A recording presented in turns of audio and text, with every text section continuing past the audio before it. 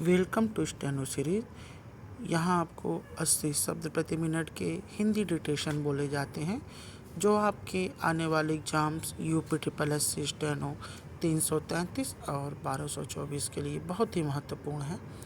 अगर आप डिक्टेशन पाना चाहते हैं तो हमारे चैनल को सब्सक्राइब करिए, डिक्टेशन को लाइक करिए। आपके लाइक से हमें उत्साह मिलता है।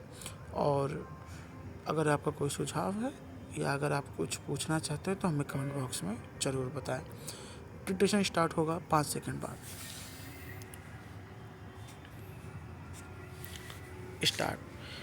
चीन को आक्रामक घोषित करने के संबंध में संयुक्त राष्ट्रीय सुरक्षा परिषद, राजनीतिक समिति और महासभा में कई सप्ताह तक गर्मागर्म बहस हो चुकने के बाद अब सुरक्षा परिषद का ध्यान फिर कश्मीर की समस्या पर गया है।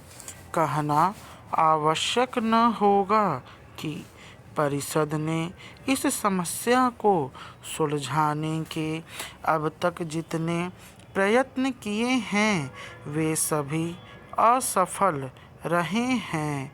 यही नहीं, उनसे समस्या के और अधिक उलझने में ही सहायता मिली है।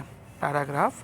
यदि हम ठंडे दिल और दिमाग से इसके कारणों पर विचार करें तो हमें ज़्यादा दूर जाने की आवश्यकता नहीं है।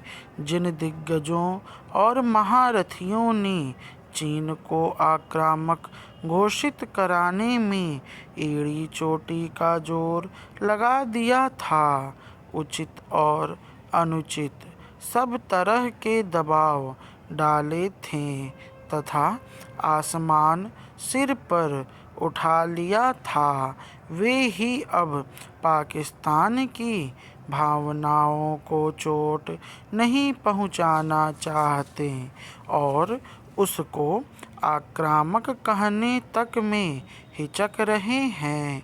सुनने में आया है कि ब्रिटेन और अमेरिका परिषद में एक नया सी गुफा छोड़ेंगे जिसमें डिक्सन की रिपोर्ट के एक भाग के आधार पर कश्मीर की चोटी में सीमित जनमत संग्रह लेने का सुझाव होगा। यह भी कहा जाता है कि परिषद बड़े मुद्दों को उखाड़ने के लिए तैयार नहीं और वह राष्ट्रमंडलीय सम्मेलन के अधूरे कार्य को ही आगे बढ़ाने का प्रयत्न करेगी।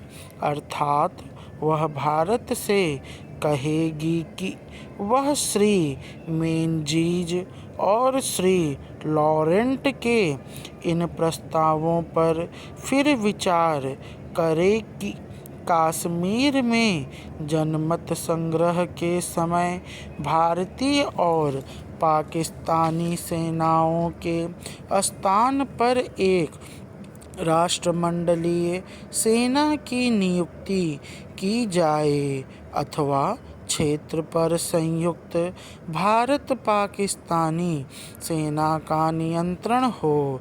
स्पष्ट है कि स्थिति की वास्तविकता की ओर से आंखें मूंद कर उसे घुमा फिरा कर हल करने का प्रयत्न किया जा रहा है।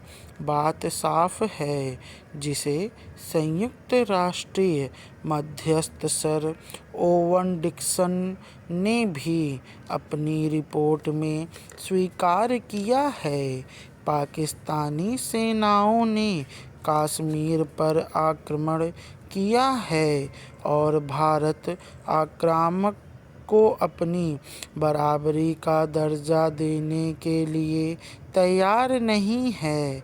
उसे इस बार सुरक्षा परिषद में स्पष्ट रूप से घोषणा कर देनी चाहिए कि कश्मीर की समस्या को सुलझाने का एक ही उपाय है, पाकिस्तान को कश्मीर में आक्रामक घोषित करना और उसके विरुद्ध समुचित कार्रवाई करना।